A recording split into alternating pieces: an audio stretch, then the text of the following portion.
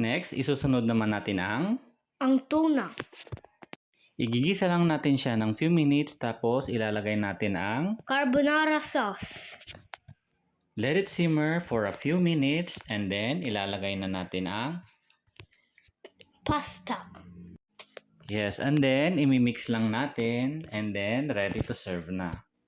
Ating imix, magpi-plating tayo kunyari, kahit para kunyaring chef-chefan. Ng pasta. And then, maglalagay tayo ng sauce.